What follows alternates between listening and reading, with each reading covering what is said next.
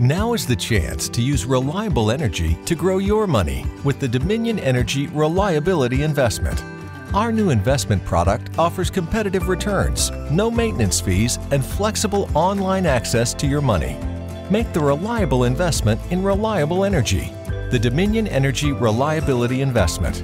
To find out more, go online to reliabilityinvestment.com. That's reliabilityinvestment.com.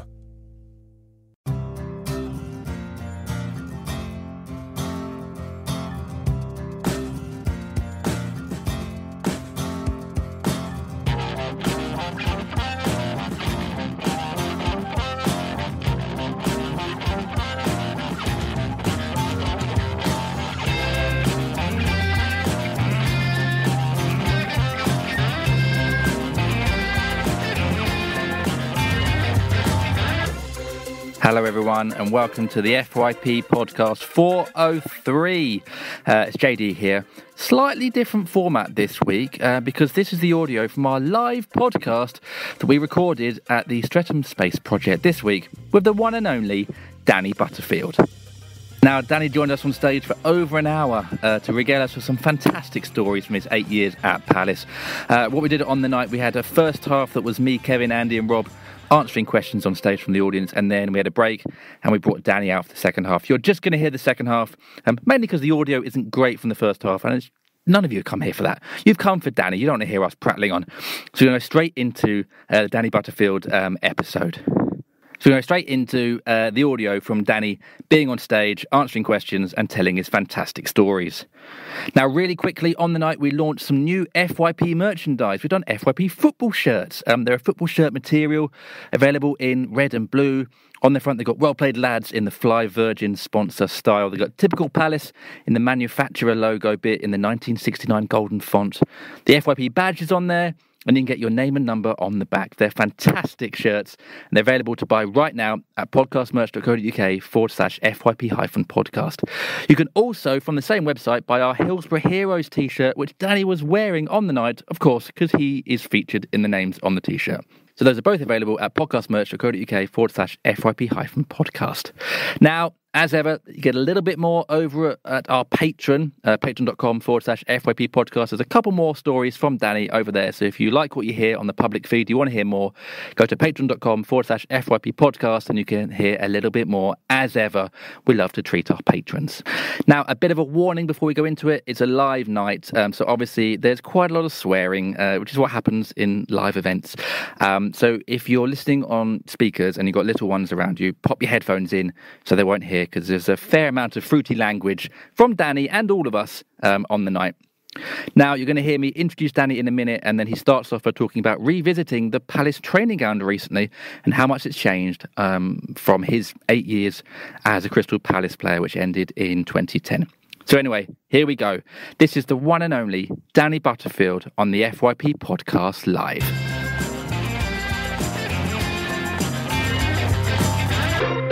Please welcome Danny Butterfield!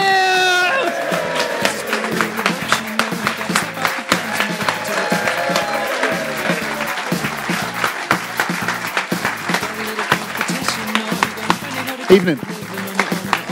Hello. We had a scout hut. Scannell and Moses, and that was about it. No, going back to the training ground, I went back about 12 months ago, and it's massively evolved. There's grass on the pitches. But no, for once, it's great to see Palace actually committing to the football club, committing to the academy, committing to a belief that you're not just going to be a team that tinkers down the bottom of the league and we might get promoted, might get relegated. So I think that's a massive positive. And you said the last time you were at the training ground there was a little old man banging some AstroTurf down for no apparent reason.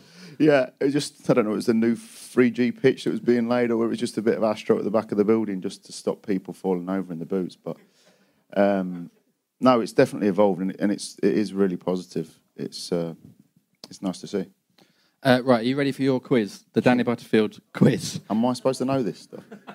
I would hope so, to be honest. We do this with all our Palace guests that come on the podcast. So here we go. The first one is, who did you score more goals for, Palace or Saints?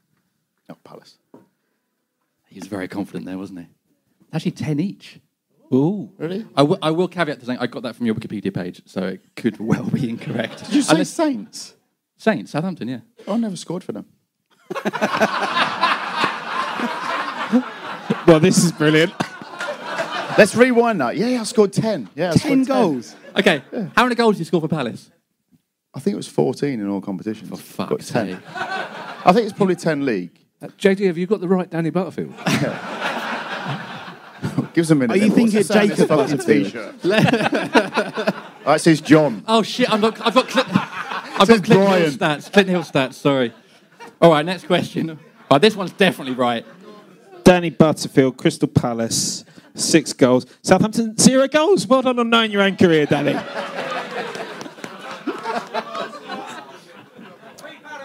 All right, this is a good start. Great start. Okay, I'm pretty sure this one's right, but we'll see.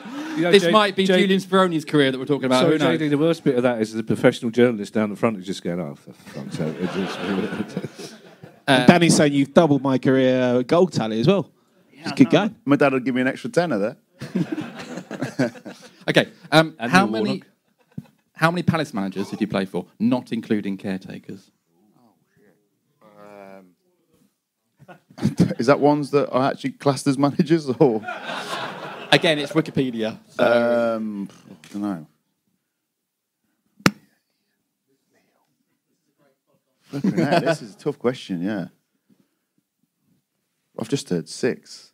I'd probably said, let's go with 6. It is 6. Well done, whoever said that. Yeah. And how many for Southampton? No, I'm joking, don't. Who would you not classify as a manager? Oh, I've voted myself up there, haven't I? Let me say this. This guy was a really, really nice guy. Not dug it in. And no,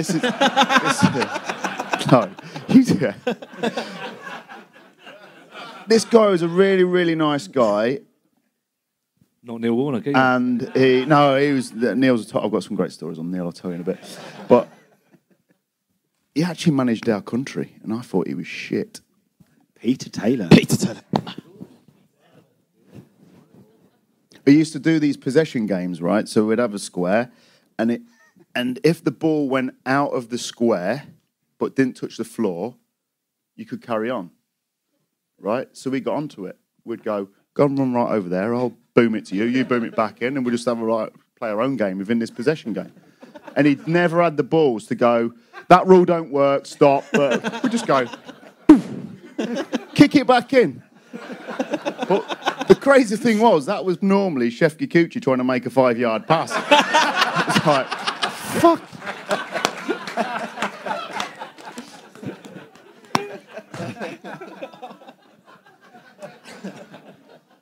I'm actually slightly worried to go. This one is definitely true, and you should know the answer to this one. Right. Though I do want to hear more about Chef Kikuchi being shit. I didn't even know what footy was. That is God's honest truth. But it was fucking massive, and I didn't tell him. He used to go clean through on goal on his right, and I'd think, go on, fucking hit it, Chefki. And he'd shift it onto his left, and I'd think, you're fucking right-footed. Just hit it. Okay. Chefki don't listen to this, does he? No. Thank fuck for that. I really hope not. No. Else you'll never see me again. Okay. How quick was your hat-trick against Wolves? Fucking rapid, wasn't it? Yeah. Against 6 Wayne minutes Hennessy. 46. I've actually got 6:48, but I'm going to take your word for it. 6:48, yeah. You literally did score it. Oh, this one's got some. This one's got pictures. So I actually sort of ran out of questions here, so I just started googling you. So this one is: which of these hairstyles that you had during your 8 years at Palace is the best? Yeah. Let's have a look. See who we've got. Oh, Danny Butterfield. There we go. Hey. That was when I washed cars. The convict. You've just joined at that point. Yeah, I just signed there. That was, wow, that's brutal, that, isn't it? You don't look very happy to have signed for Palace. Do you know, it's probably because Trevor's in the background. He's just asked me, what's your best position again? So Yeah. I used to go through phases of shaving my head for pre-season, especially if I was, trying to scare the opponents. But that was brutal. You ready for the next one? Not really. It's a lot better, although it couldn't get worse. Stance. Short back and sides. Yeah, it's still... Listen, when you own ears like I own, you've got to fucking try all sorts to cover them up. Well, that is actually perfectly brings me on to the next haircut. Exactly right. And that's the only reason for it. Yeah, which is sort of the mod, I guess, isn't it? Yeah. I went through that stage. Yeah, it was... I had a bit of a tough upbringing, really. Oh, yeah, listen. I perhaps missed Instagram in my day because I'd been on it all the time with the new haircuts and stuff, wouldn't I? But I do have one more haircut, actually. Okay. There was a bit of a mullet at one point. I couldn't find the mullet, but I found this one. Yeah, that was played on TV and I had the mullet. The mullet was a thing that all the players did for a bet or something, wasn't it? Is that right? Sean Derry did it for the playoff final. Yeah. He looked terrible, didn't he? Yeah. This is worse. This is from your Grimsby days. Oh, this is going to be Kurt. Oh, look at that. Yeah. That was an axe wound. You see, straight down the middle of my head. You see that scab on my chin? I tell this story all the time, and this is the banter in our youth team. So when we used to go out on a night out, we never used to do it, but sometimes we used to go on a night out. And the lads used to light cigarettes and just look that way, Jim. And just go. I was really terrified what was cigarette burn happen. on a night out, that is. And what'd you tell the gaffer when you turn up on a Monday morning? Cut myself shaving. As if I've got any whiskers Smart. as well, look. Smart. Baby faces they come. I do have some questions, although I'm sure we'll throw it open to the floor in a minute. The first one is, how did the move to Palace come about? Do you remember much about that? Yeah, I played for Grimsby right midfield, actually, against Palace right at the end of the season before I joined. And actually, we won 4-5-2, 6-2 maybe. And I think, I remember crossing one and Curtis Fleming put it in his own net. And I think basically that got me the move. Thanks, Curtis. Well, then I took Curtis's place. It was quite ruthless. But I think that was it. I think I played well in that game. I think I probably created 4 of the 5 or 3 of the 4 or whatever the score was. I think that's what led to it. Do you know when you scored that hat-trick? Had you played up front before? Only as a kid. So what was the thinking behind? Well, we'd gone into administration and Victor had just moved. And typical Neil Warnock, we was having a small-sided games the day before a game. And I played up front with Alan Lee just to... Show him how to do it. Prat about, really. It's like, yeah, if you can stand up there in a Palace kit, I can fucking do this. And it simply came off the back of that. We turned up the next day. We turned up at the stadium the next day at night, and Neil came in, wrote the team on the team sheet, and I was playing right at the front 3. And the lads was just looking around the dressing room going, really? And I was just like, wow. Didn't Neil Warnock say that his wife had a premonition that you would score a hat-trick or something like that? Yeah, well, I scored that hat-trick, and you know what? I wasn't allowed to do any interviews afterwards. Neil did them all. That is the gospel. He said, I'll tell you what, I'll let you do Football Focus with Mark Bright. That was about 3 days after all the other interviews had been done. So that was typical Neil. Yeah. But that was the story, wasn't it? Though I think. And yeah, did Dougie get dropped or something? Dougie got dropped again on another one. So Dougie, we did the match prep on a Friday, turn up, and Neil walked into the dressing room and was like, right, lads, there's a change to the team. Dougie, you're not starting.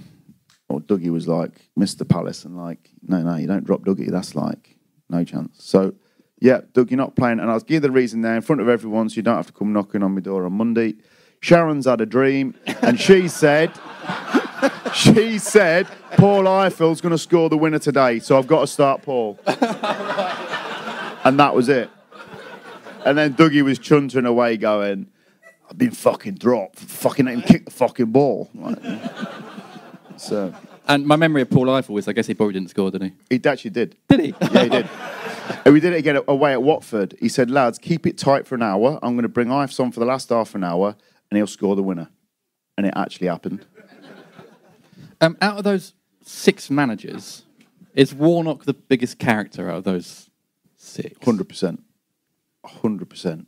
Like, how long we got? The best thing Neil did in pre-season, especially now with sports scientists and everything, he used to say, what I don't get is, if you've got a Rottweiler chasing you down the street, you don't say, hold on there a minute, let me have a stretch and a bit of a warm-up. You fucking run like the clappers. So he used to say to the sports scientists, why do they need all these stupid fucking warm-ups and that? Fucking, if they're going to run, fucking run. That's it. And that was typical Neil. Brilliant. I mean, there is logic to that. It's true, isn't it? Yeah, it's true. I used to actually stand on the start line and think, there's a Rottweiler coming. Because that's the sort of thing you'd probably go, go on, fucking get him, and be like, we've all got to run. It's like Squid Game, but with Neil Warnock. With Neil Warnock's game. Yeah. Was it true though? A lot of ex-players say he would have 5 or 6 favourites in any team, and if you weren't one of them, it was quite hard for you there. Well, we had Darren Ambrose, and no word of lie. If it was raining, this is the gospel. It'd go, Darren, come here, sunshine.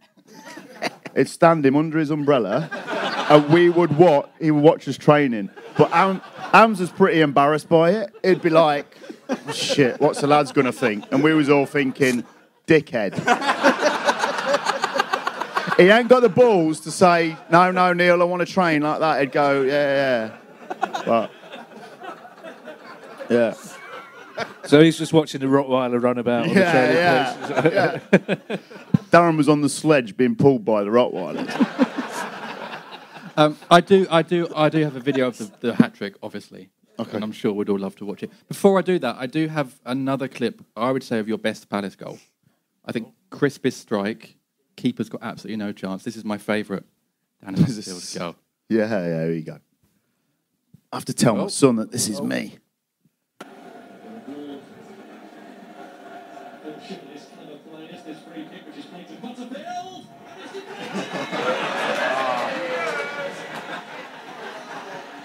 This is the best bit. I've got Arthur Selhurst Park up my arse there.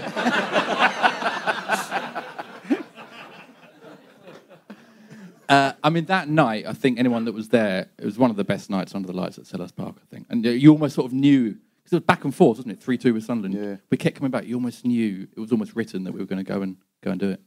Yeah, I think the momentum we had going into the playoffs was sort of special. We felt that no one could almost stop us. And I think it did feel like that. You score, okay, we'll score again. Okay, you score, okay, we'll go get a couple. And it sort of felt like that. And even when we went up to Sunderland and they got a couple of early goals, it still felt like, okay, how should we end this the most exciting Palace way? Powley, on you come, sunshine. So, no, it was a special night, and there is no better feeling than playing in front of your own fans and having a successful night. That's what you do it for.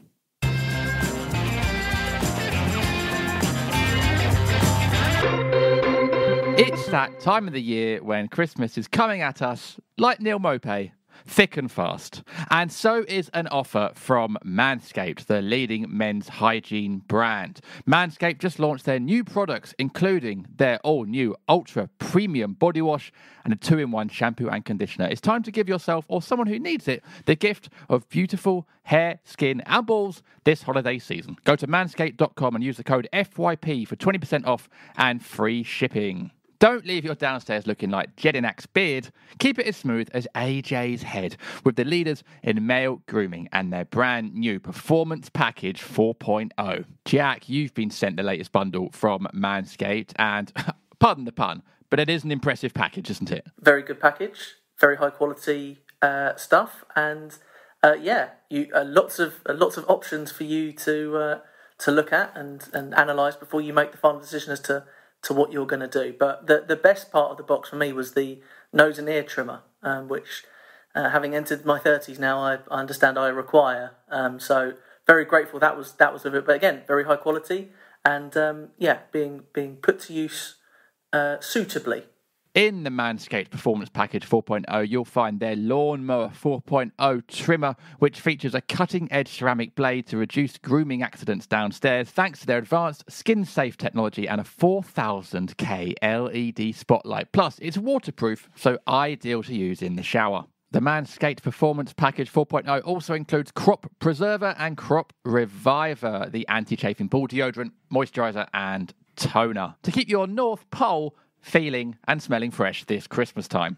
The bundle also comes with Manscaped anti-chafing boxers, and this package includes their new ultra premium body wash.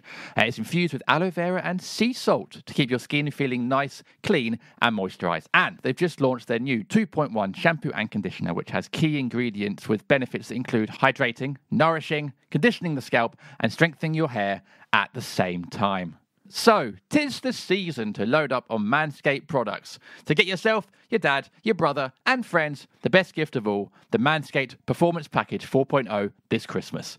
And get 20% off and free shipping with the code FYP at manscaped.com.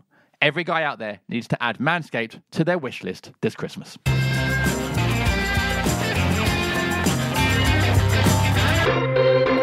What was Dowie like as a manager? Because another one, there's a lot of stories about boxing on the training ground in different regimes, and then John Harbin was there, and the exercise mats came out before the game, and it was all very different for Palace fans. It was different for the players. Yeah, in fairness to Ian, he took us to a whole new level fitness-wise, and that obviously brought us success. So we bought into it because what we were doing was getting us success on the pitch. So we did have... But he took us to Belfast, and I remember we'd have to be up at like 5 a.m. to go for a swim, and then come back, and then we'd go to the gym at like 7:30 for a boxing, then we'll come back, and then we'd do running, and then we'd do... We're fucking footballers, Ian. But then we'll play football in the afternoon. But it was relentless, but we got success with it. So you did buy into it, and he got the best out of the group physically. But we also had a lot of talented players and individuals to win games within the group. Sean Derry told us that Ian Dowie was the best dancer we'd ever seen. Is that right? Don't know. Did you never go dancing with him? He's actually pissed me off because I'm his best mate, and he's seen me dance a few times. Yeah, well, listen, maybe. Yeah, maybe. I think he actually did. I think he did a bit of dancing. I think he was proper. I don't know whatever it. Maybe not strictly level, but he used to do a little bit with his wife and that. I think. Yeah. Have you got any stories about Ian Dowie that you can share with us? He.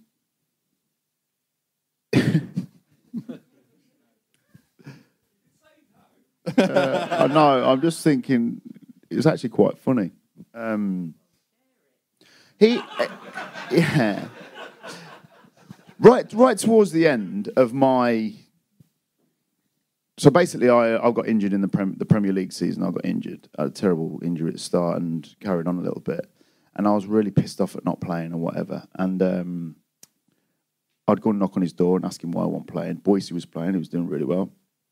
And I'll go and ask him why I'm not playing, blah, blah.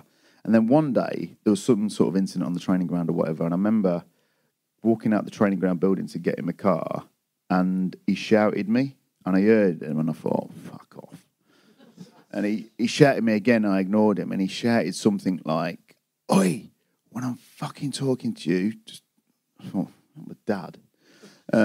But I immediately turned around and said, there was lads getting in the car and that, and I said, don't talk to me like that, because I wouldn't talk to you like that. Well, he went redder than red, and he started marching towards me. So I'm like running around my car, and he's like, yeah, it's like, oh, I can't, my keys won't unlock the car, quick. But that was like one story, and all the lads were sort of like getting in their cars and looking over. Oh, what's going on here? Look, here he goes. But yeah, as regards stories. Not massive about Ian, I suppose. Not quite Neil Warnock level. Oh, Neil Warnock. This is another good Neil Warnock one. So we would... I'll tell a couple of Neil ones. One of them might have to be edited out. we'd play at home, and I always remember it. We're playing at home. We were crap first half, and you're going in, you're thinking he's going to bollock someone, he's going to pick on someone, and he said, "Right, lads, this is how we're going to win the second half." Well, tactically, Neil had nothing. So we're thinking, oh my God, he's going to fucking bring a juggler on or something. So tactically had nothing. So he said, this is what we're going to do. He went, "Victor, come here, son." Always remember it. He had a big coat on, Neil did. He dipped his hand in his pocket and he said, "This is what we're going to do. Come here." Can you remember the Lucasade Sport little tablet things? Remember him? He's whipped one of them out. He went, "Victor, fucking get that down, yeah." Right? So Victor's gone. And he's like fizzing away and frothing in his mouth. And he did it, and no word of lie, Victor was very, very good second half. He was actually probably good first half. But for about 3 or 4 games, he would get to half time and he'd go, "Right, lads, Victor, come here, son." And he'd whip his Lucasade tablet out and go, "Fucking get that down, yeah." For about 3 games that lasted. So that was another Neil one. Well, I mean, Victor's good enough, actually. Oh, mate, I was like, give us half of that, Vic. I mean, I do have more questions, but I just want to ask you for more Neil Warnock stories. I'll tell you another one. So we went away to QPR, and we went through a phase of, I don't know if any of you remember it. You probably, listen, you won't ever remember it, but I remembered it. I used to have to go do man marking jobs. So when he was at Sheffield United, Robert Kozluk used to have to go and mark like Ronaldo, just go and man marking him wherever. Well, Neil then brought that to Palace, and he was like, "Butters, you're going to do a man marking job today." And I'd be like, "Oh, for fuck's sake." He'd go, "If your man goes for a shit, you wipe his ass." I was like, "Gaffer, what do I do if he's taking a corner?" He said, "Fucking stand 5 yards away, and when he starts running, fucking run with him again." I'd be like, "Oh, okay." He said, "Right, we're going to QPR, Butters, you're going to do a man marking job." And I was like, "Okay." He said, in the dressing room before the game, he said, "Right, blow a balloon up." Butters, blow a balloon up. I'm like, "What?" "Go on, blow a fucking balloon up." So I'm awkwardly going, Who brought the balloons? "Okay, who's bringing the balloons in?" So I'm like, and he went, blow it up. So I'm like, the lads are looking at me going, "You tosser." And I'm like, he goes, "Right, whatever you do, don't fucking tie a knot in it." I'm like, "Okay." He went, "Right, let it go." He said, "What happened?" "It fucking went everywhere, didn't it?" He went, "That's Scott Sinclair, you're marking him today." And that was our match prep. That was it. You just don't feel like Patrick Vieira is doing those kind of instructions to players at the moment. No. Is it like these stories are fantastic, but is there actually a bit of an enjoyment for playing for an old school manager? Because you know it's mostly bullshit, but it's entertaining. Yeah. You've triggered another one off now. I love playing for him. A couple of stories. Let me just remember one. Anyway, the day I got sent to Charlton on loan, the day I sent Charlton down, Sorry, Dave. Yeah, sorry, Dave. Neil pulled me and he said, "Right," but he said, "I want you to go on loan." And I'm thinking, oh my God, that's the end of my Palace career. I'm done. He said, "I want you to go on loan." He said, "No one else wants any of our players, and I'm desperate for a striker, so you've got to go." He said, "But you'll come back next season, you'll be my number 1 right back, don't worry about it." And I was thinking, oh, what a load of bullshit, he don't want me. So I went to Charlton, got them relegated, which was perfect. And then I came back, and literally Neil grabbed me first day of pre-season. Mark my word, you've been my first choice right back. But when we played Bristol City away in the playoffs, remember that? Yeah. Fucking painful. Before, Neil had another one, or Sharon probably had another one of her dreams, and she thought it was going to go to penalties. So Neil got this guy, this psychologist, came to the hotel beforehand. So he walks into the hotel, he's got a massive sack with him, and we're like, fucking hell, what's going off here? Honestly. So this guy comes in, all the staff leave, and Neil Warnock says to Ben Watson, "Ben, out you come, son. You don't need to be listening to this." And Ben was like, "No, I'm all right. I'll stay in there. I'll stay in there." Anyway, this guy, he gets this sack out and he scatters all this broken glass along the hotel, like where we're eating, right? This is him. He's telling us about, I was like, mind over matter. So he's going.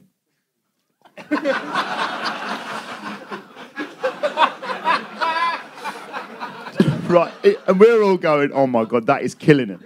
He gets to the end, and he's like, oh, fucking hell. He's picking this glass out of his feet, and we're all thinking, what a whopper. And he's just stood there and he went, I told you, it's mind over matter. You can do it. You just got to focus on what part of the goal you're putting it in and just shoot hard. And we're thinking, what? Where's he come from? I think no wonder Ben wanted to sit in and watch it. It was like that was entertainment, that was. Also, that's generally how you take a penalty anyway. Yeah. Bizarre. Right, should we open it up to any... Has anybody got a question for Dan? Oh, yeah, sorry. Should we watch a hat-trick? Yeah, I ain't seen it for 20 minutes. Right. It's the 43rd time today I've watched it. Let's go again. You'll enjoy this thing because it's got multiple replays of every goal as well. So here we go.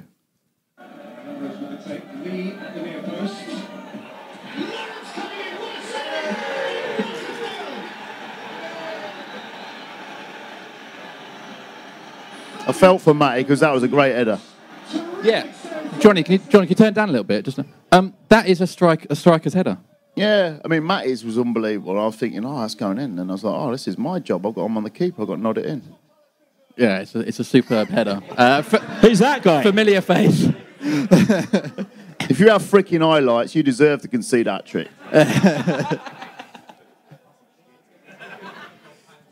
But you said you'd never played up front before, Only since as a being a kid. kid. But I mean, that is a poacher's finish. Yeah, well, listen, I've got Mancia marking me. What do you expect? See you, pal.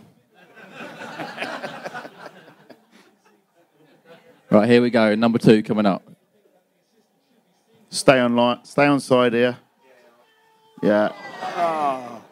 Did you think you might be off? Or No, listen, I'd played that many games as a striker. I knew I was on side.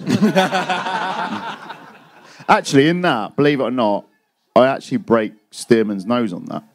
Really? Yeah. What, sort of holding him off? Yeah. He Rewind looked it. at me really menacingly there. Can we actually. rewind it? Can we watch it again? I don't actually know if we can rewind it. To be honest. I've got forward and stop. Hey, you see it? So See it? it's definitely on. Yeah. It's a nice Right here, touch from I'll catch Darren. him in the face here. Oh, yeah. Oh, yeah. Like Got John, him. John VAR. Fashanu, wasn't it?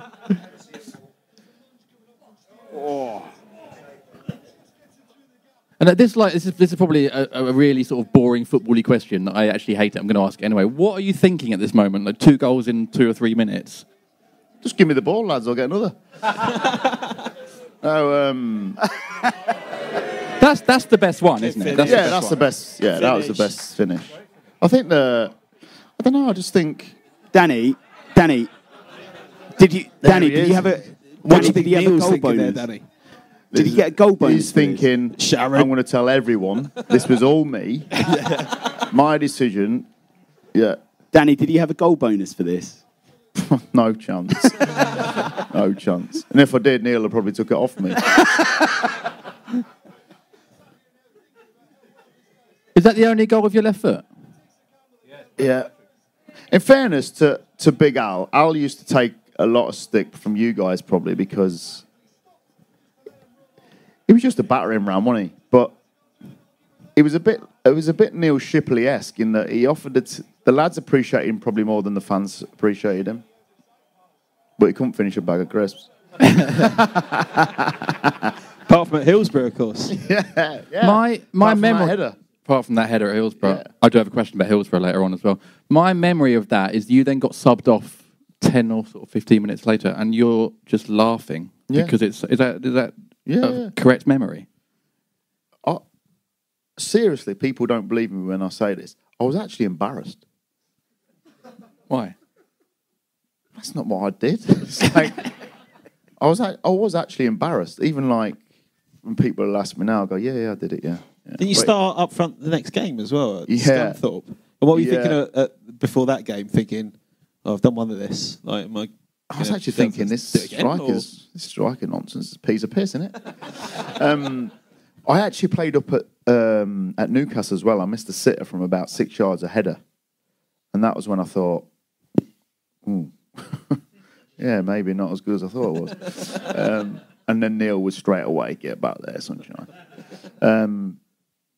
Yeah, I think it's typical Neil. It really was. Typical Neil and go up there.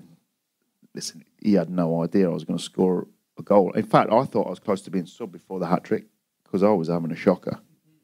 I really was. I was thinking, I'm not doing anything. And then you get the first and Neil probably thinks, yeah, carry on.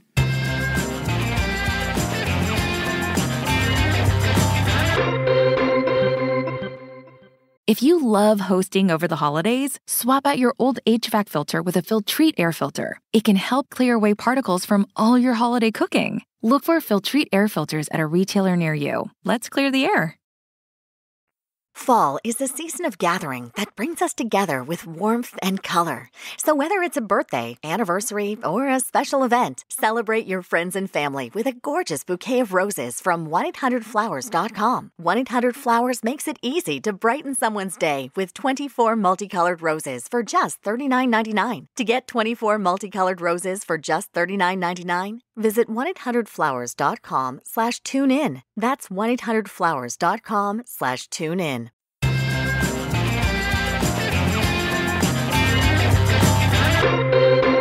Did you hear afterwards that someone had £100 on you scoring a hat-trick? Not until you told me backstage. Yeah. He went into they had a little betting booth in the players' lounge, and he went in. Apparently, he said that he'd had a dream that you would score a hat-trick. But that's what he said. But he put £100 on it, and the bloke had to phone head office because there was no option for you scoring a hat-trick. Oh, they had first goal scorer, and they had correct score, but they said, there's nothing here for Danny Butterfield scoring a hat-trick. So he phoned head office, and they just went, 1,000, I don't care. So he won a load of money. He won about 15 grand.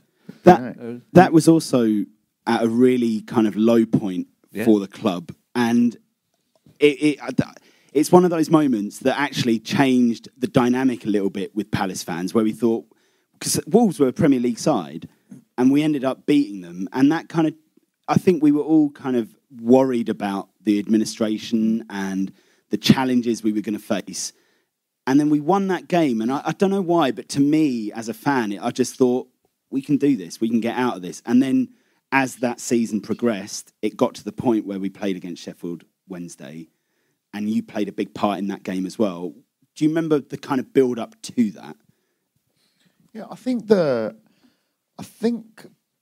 because of the position we were in when we went into administration as regards just outside the playoffs and then dropping straight down to the bottom 4, bottom 3, within the group, we still felt we've got a squad that's good enough to compete at the top of this league. So relegation was never a worry. It probably was for you fans for a period where you think, oh shit, this is getting close now. But it sort of never was. There was a belief that we had a dressing room of men.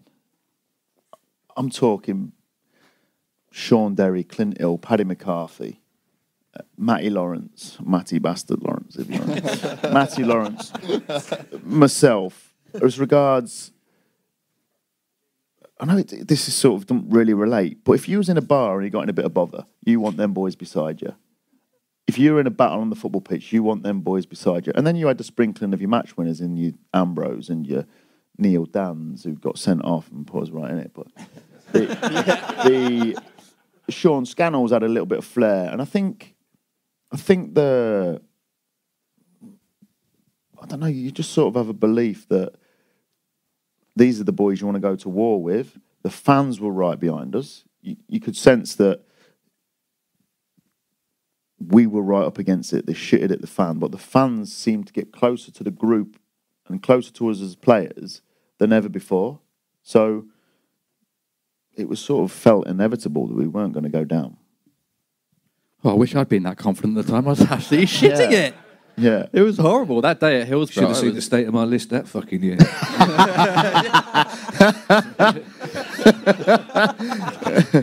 I do have a question about Hillsborough that I've always wanted to ask you, which was in the build-up to their first goal, you were fouled. Yeah. Yeah. Yeah. But it was all part of the plan. He broke his foot, didn't he? Yeah, he went over there celebrating like a clown and broke So you his had that foot. plan, Off you didn't get. you? Yeah. Of course I did. As I felt the striker coming, I thought, yeah, you're the one who's going to break your foot on the advertising board. Off you pop. Go on. In fairness, I was fuming with Julian because I thought, how's he scored from that angle? I know it was me that gave the ball away, but I looked at him and I thought, Jules, put your fucking arms on. It's a big game, this one. Shall we open it up then? Has anybody got a question? I'm sure loads of hands begun. A couple down here at the front. I was focused on the left side before, so I'm just going to go. Yeah, JC, here we go. JC. Thank you. Great to see you here. I guess South London Palace, and Steve Parish came on the scene and created the whole thing of South London Proud and stuff. But that was there before, right? And just a little bit about you playing for Palace and what was it like at the time with the atmosphere with the fans at Palace? I loved playing for Palace. Absolutely loved it. So to get that straight, I absolutely loved it. I left Grimsby to come to Palace, and I'll be honest with you, if someone had asked me at 22, where don't you want to go? I'd have probably said London. Because I'm from a little town where flipping someone pinches a pint of milk off the doorstep, it's the headlines in the paper. So I was a little bit scared of the big London thing. When I signed for Palace, I immediately thought, I can be here for a long time. I just enjoyed the style of football. I like the Palace. Palace always have been a club which is very, very quick on the counter-attack. They have exciting forward players that go and take it to teams. I actually remember ringing my dad after about a month of playing in the first team and saying, Dad, we fucking score goals, by the way. I've been used to Grimsby where I'm thinking, holy shit, how many are we conceding today? So I sort of felt that I could be successful here. And if it weren't for fucking George Burley, I think I'd have probably had a testimonial. So he was another good manager for Palace as well. He lasted 5 minutes. Twat. But he ended my Palace career of a shitty phone call abroad asking if I wanted to stay, and I said yeah, and he rung me a few days later saying that he was signing David Wright, who was another Palace legend. Can I just say, Danny, bearing grudges isn't the way forward, mate. You told me it is. You and Kevin are going to get him. But that's never haunted me. Listen, I really like George. So I never knew that before you said it earlier. You'd have happily stayed at Palace because that was 2010. So it would obviously just come out of the administration. It was a new era for Palace. Yeah. You wanted to stay and be a part of that next step. Yeah.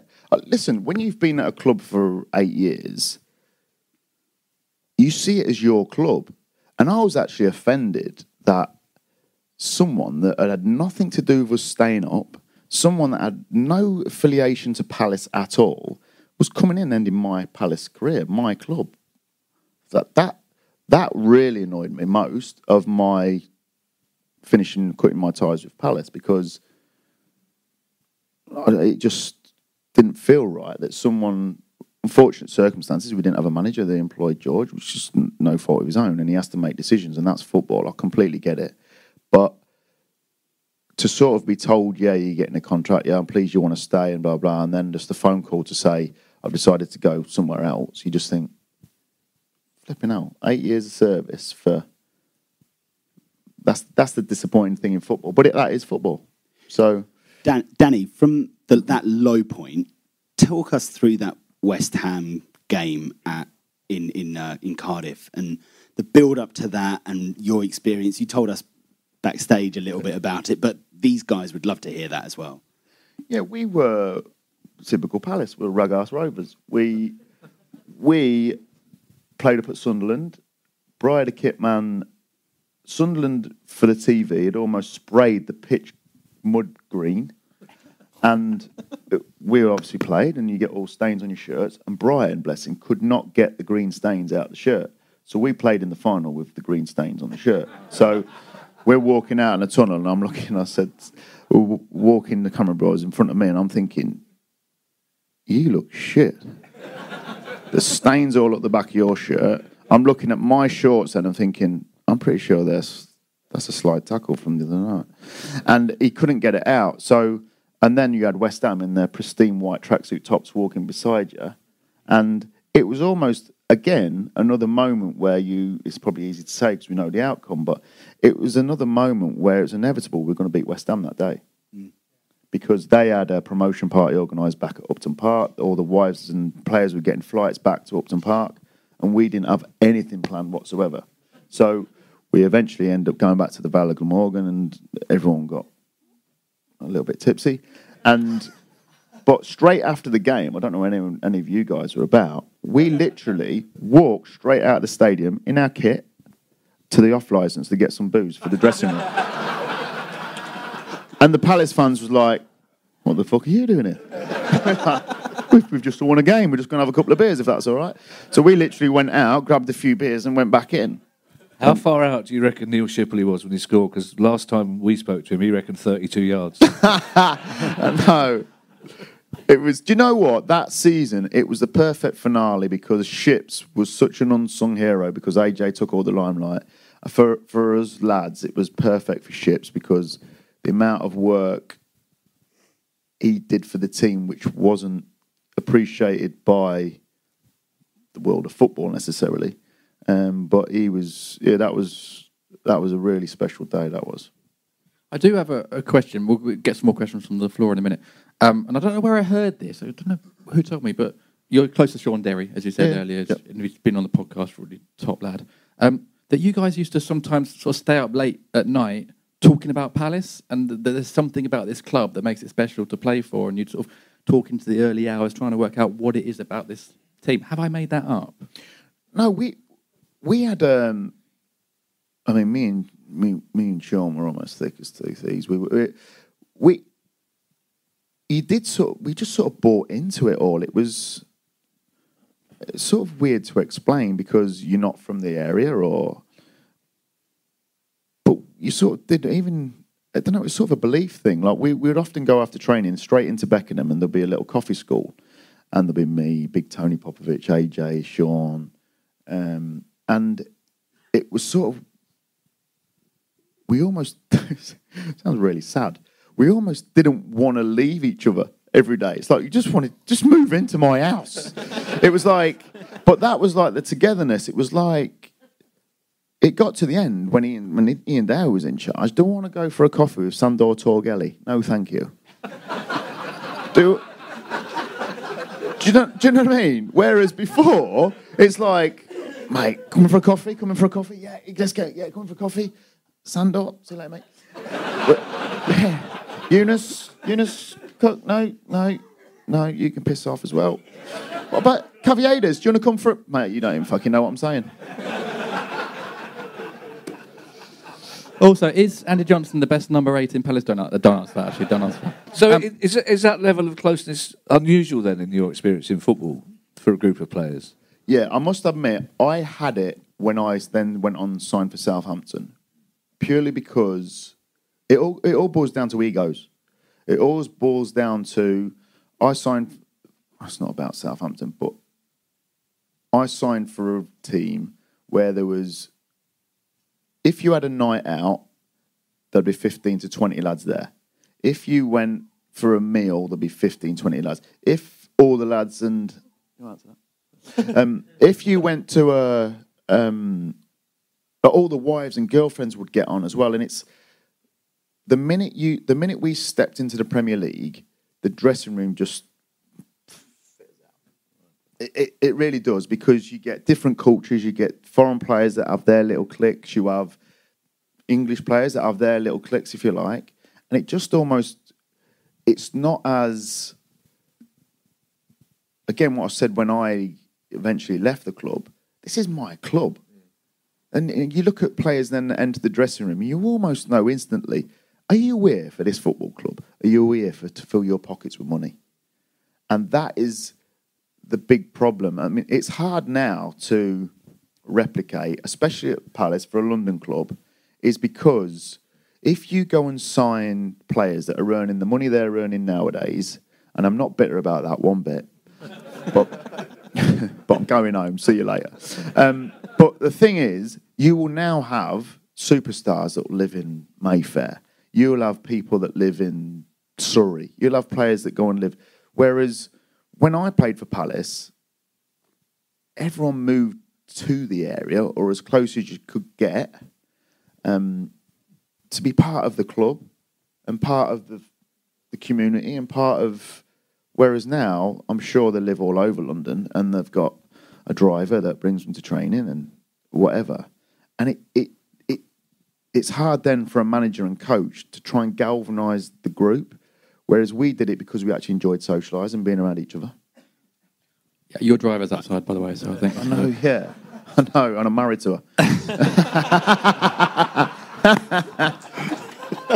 Good little setup. Questions? Rob, okay, go on, everyone. Right, okay, hold on. Right. Probably Hold on, I'm going to go with someone that we haven't had before. What's your name?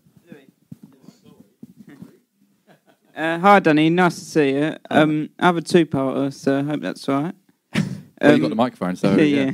First of all, what was it like to play under Paul Hart for that little short spell, and your time at Palace under Simon Jordan as the owner? What was that like? I bet that must have been lively. Yeah. Paul Hart, we actually, weirdly enough, we took Paul Hart. Paul Hart didn't take us. To the point where the dressing room was that strong. I always remember his first day. I don't know if Paddy or Sean's ever told this story. His first game he took, so he comes in, tells us the team, blah, blah, told us a little bit of tactics, but you worked on it in the week. And he's just walking down the little corridor bit to go out of the dressing room, and we flicked the music on. Well, we always had I've Got a Feeling, and we always had I Will Walk 500 Miles played before the game, and everyone, I'm even talking Scannels, and would grab them and stand up, and everyone's jumping in the dressing room. It was like an absolute mosh pit. We're punching the tiles, and well, Paul Hart's walked down, the music's gone on, and you could just hear the studs crashing on the floor, and he's like... And he come walking back in, and he just stood and watched us, and was all just bouncing, and, I will walk 500. And big Johnny Ertles, like singing like, I will walk 500 miles. And we're like, God, Johnny! And it's like, the staff are bouncing and that. And Paul Hart, he was like, after the game, he won the first game, I think. And after the game, he said, that's what will keep us in the league. That togetherness. So Paul Hart, I really like Paul. And to the point where... the last day of the season, he'd had a tough time managerially. I think he'd had a couple of sticky jobs, and this was sort of... I think he'd walked into a group where he was super proud of managing this group as well. And the last day when we stayed up, he sat in the corner of the dressing room, and he was crying. 100% he was crying. But he was such a man with so much pride, he literally was there, I was going fucking mental. But... he literally grabbed his bag, thanks lads, and walked out. And we didn't see him again. But I'm pretty sure it's because he was crying. And coming back to Simon Jordan, Simon was terrifically generous to the players and their families at Christmas time and things like this. He really was. And I really liked him. I thought I had a reasonable relationship with him because I could sort of, as you can probably tell, I could prat around a little bit and then be serious. And so I had that bit of relationship. If you come in the dressing room, I would like walk past him and go, what shave you got on? That's crap. Like, I would be quite happy to say that, where other lads were like, oh my God, Simon Jordan. So I think, well, it's interesting for you guys, really. Simon obviously took hold of the club when it was in a bit of a pickle, and then put us back in a pickle. So, yeah. So it's, but what from a player's point of view, again, speaking about the club and a bit of a community club and stuff, the big thing for us is Simon was in charge of the club, but he was also a Palace fan. And that, you can't knock that. You can't underestimate someone wanting to do the best for his club with his money, other than wearing fucking shirts with that white collar and white cuff that used to piss me right off. But you can't knock it. You can't knock it. And for him, not that what I'm about to say will ever affect him, but I actually felt sorry for him that he did lose his money trying to do the best thing for Palace.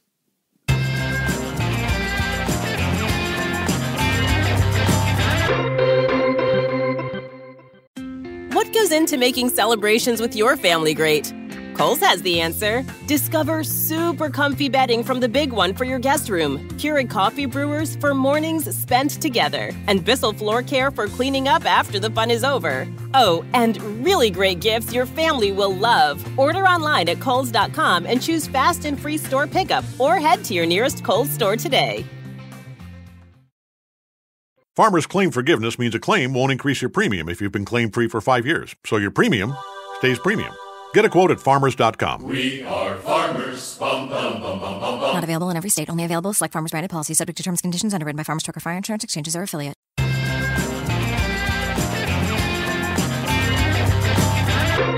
I've got a question about your...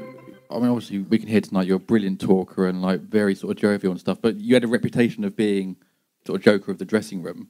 Was that something that after a while becomes sort of conscious and new players come in and you think, I've got to still be the joker and stuff? Or is it just something that sort of happened naturally? And have you always been like that at every club? Yeah, I've always been it. And I think it might be. I always sort of ask myself why. Listen, I suppose if you asked my managers and coaches, I knew the line. So when it's serious, I worked hard. I ran my nuts off. I tried to run my nuts off for the team, whether I was ever quick enough or what, I don't know. But so I knew there was a line, and I knew some days in training could be a little bit more jovial, and then you're building up to the game, and I knew where the serious line was. But I think it's probably how I used to deal with nerves is to probably piss about a little bit. And there'd be some people that would put their headphones on, and some people that would just sit there almost staring at the walls. Gabor Kiraly would go into the showers and almost knock himself clean out. Sean Derry would go in the bathroom and be sick. Wow.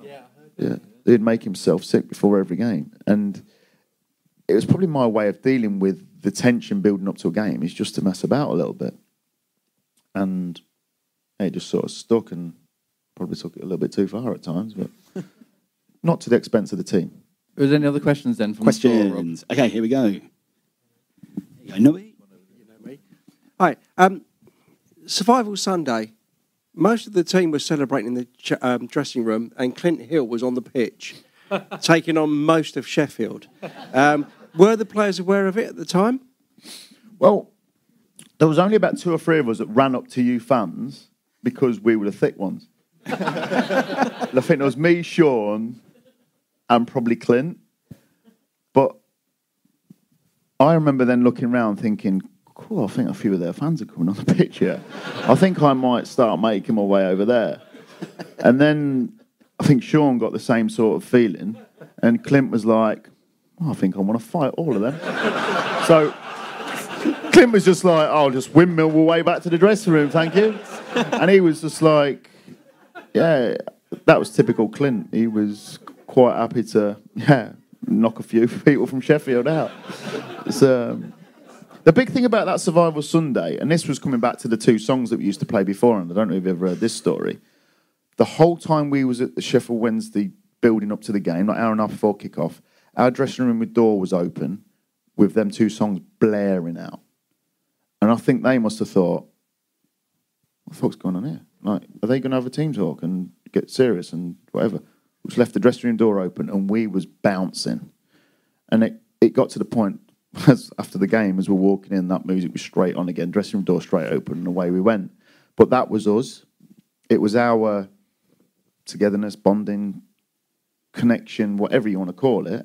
And it was, I think it was almost intimidating in the end because they were feeling the pressure, and we were like, "Bring it on." And then they walked out to 6,000 Palace fans just making a raucous noise as well. So there must have been a mentality issue there as well.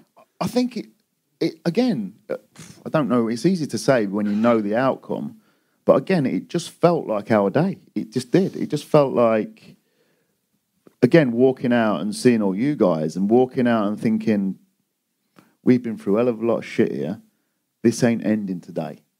We're staying in this league. And it was just sort of that, I don't know, I think I'm getting goosebumps now thinking about it. Look, it does. It just sort of fills you with a no chance. No chance are we getting relegated. And that's not just a little fickle way of saying, it's no. We genuinely believed it as men, as characters, as fans, as a club, as everything. We're not getting relegated today. No way. Do you ever look at it now? Because Steve Barrett and Steve Parish sometimes say that had it not been for staying up in that day and in that moment, that they might not have bought the club. Do you ever sort of look at it and go, God, like where Palace are now is part of what that team did and the platform and foundation that we gave them on that day? I just think of George Burley, mate.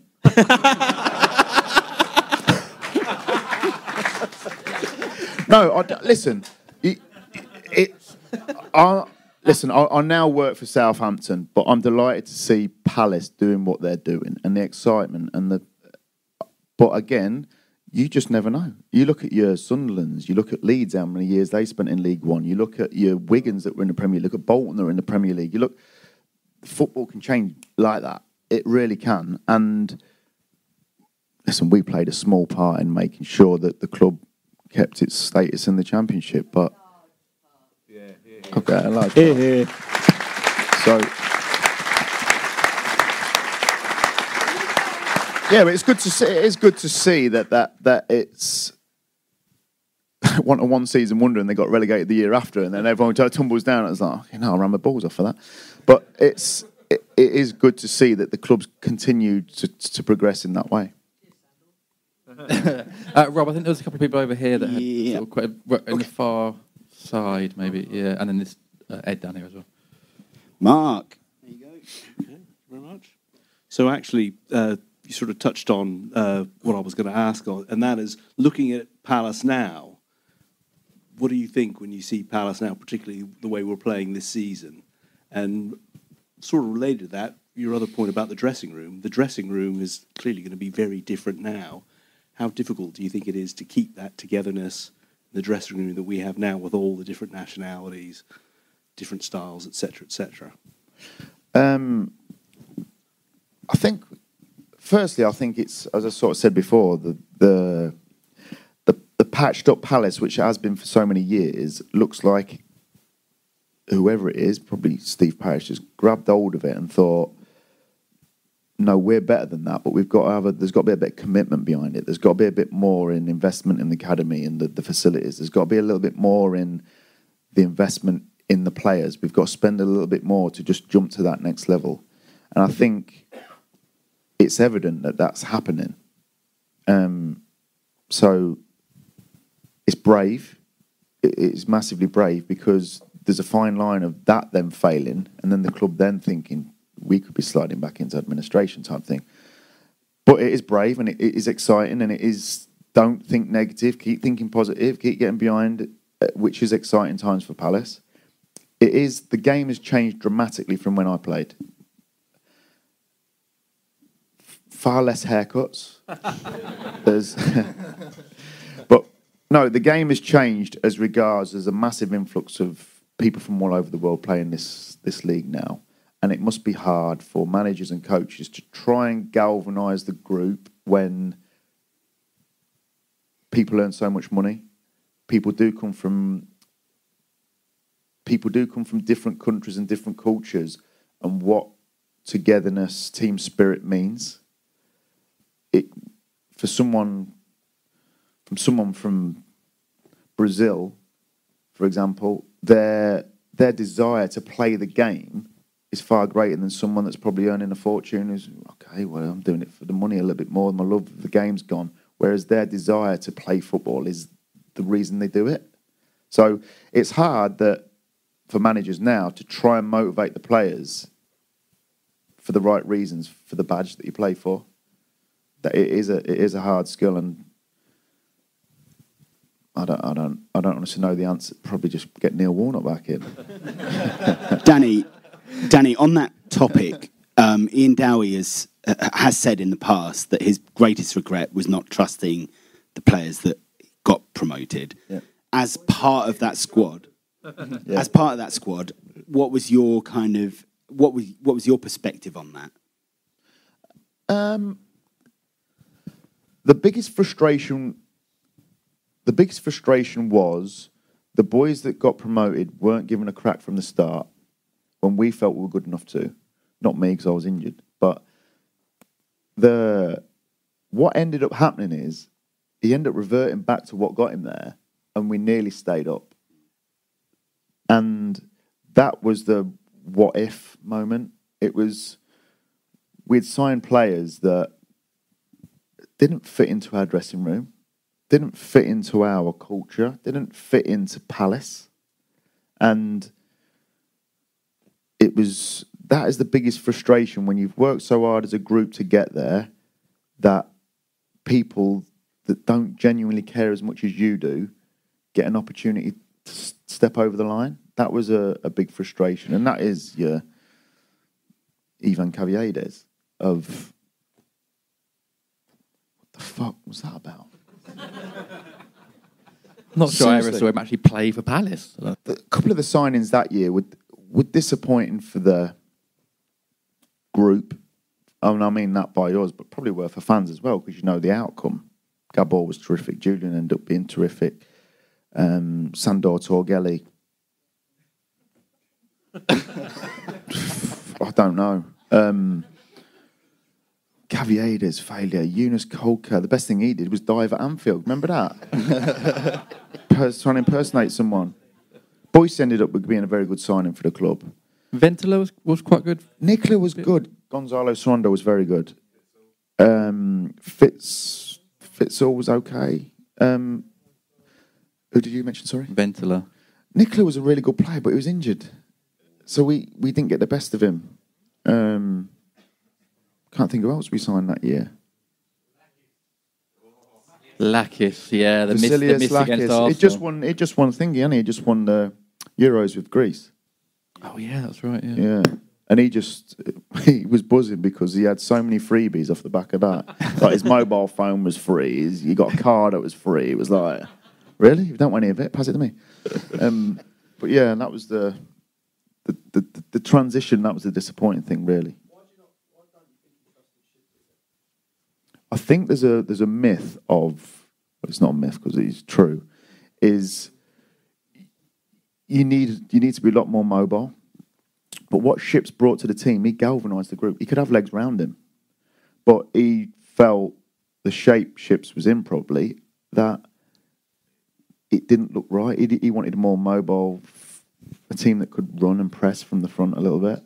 Ships weren't capable of that. But what he brought to the team was regarding ball retention and being a platform to play off was unbelievable.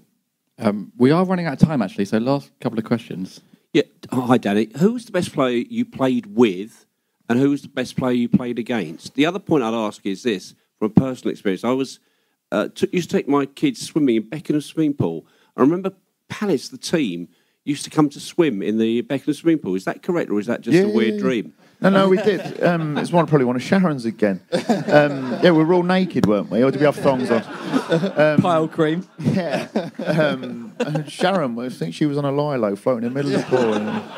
No, we did used to use it as a like a warm down recovery session, really. What was the other question? I was thinking of Sharon. Who was the best player you played with, and who was the best player you played against? Well, at Palace.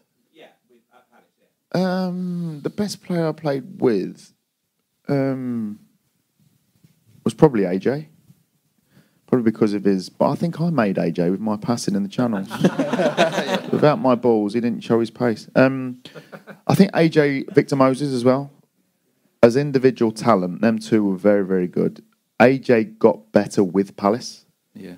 When we signed him, he was a raw, youthful striker with blistering pace. he developed with the team. But his finishing left foot, right foot was outstanding. And he was the best quick and slow striker, as in regards sucking people in to give away the penalty. I'll put the brakes on slightly. Come on then, whack. Thank you very much. See you later. And he had it mastered. But Victor was his balance, being able to go. I remember playing away at West Brom, and they had a right back playing, and they had a right back playing right midfield. And I think in the first half, them two changed positions about 7 or 8 times, and they was just trying to stop Victor, and they couldn't. His balance, his strength, he almost covered the ground gliding.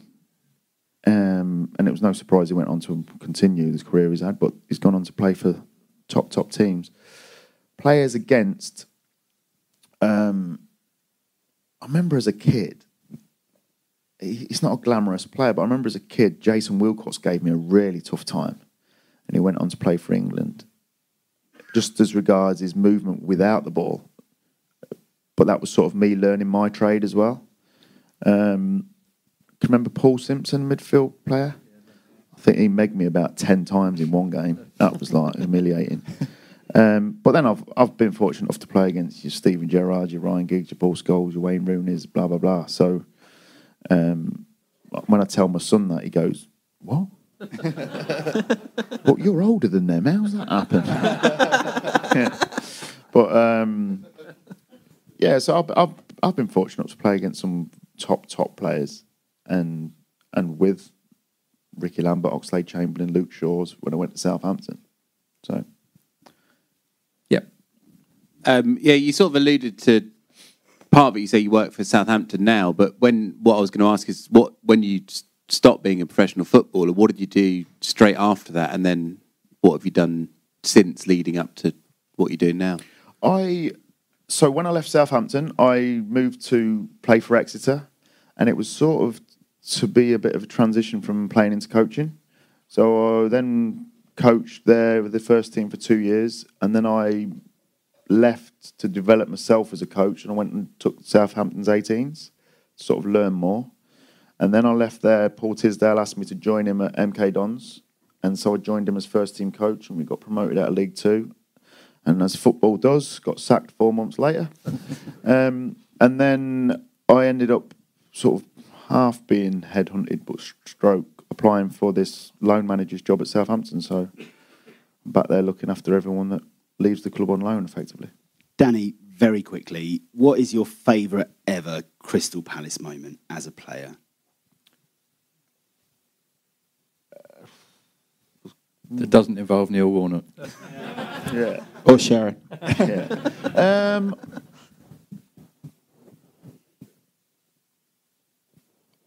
It sort of sums me up, really. I don't like personal. I prefer team. So it's probably it'll either be the promotion to the Premier League at Cardiff, or it'll be the staying up on the last day of the season. Excellent. Well, I think both those moments deserve a round of applause. They're 2 huge moments in Palace's history.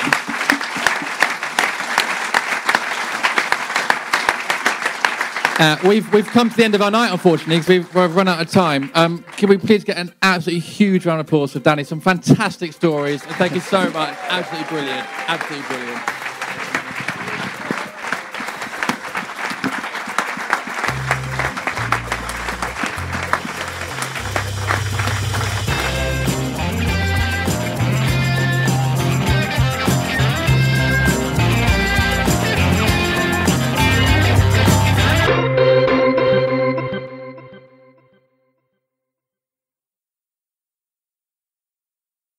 For the ones finding new ways to ensure the job always gets done. For the ones wearing many hats. For the ones who are hands-on, even from far away. And the ones keeping business moving forward. We are Grainger, offering supplies and solutions for every industry, with 24/7 support and experienced staff at over 250 local branches. Call, click Grainger.com, or just stop by. Grainger, for the ones who get it done.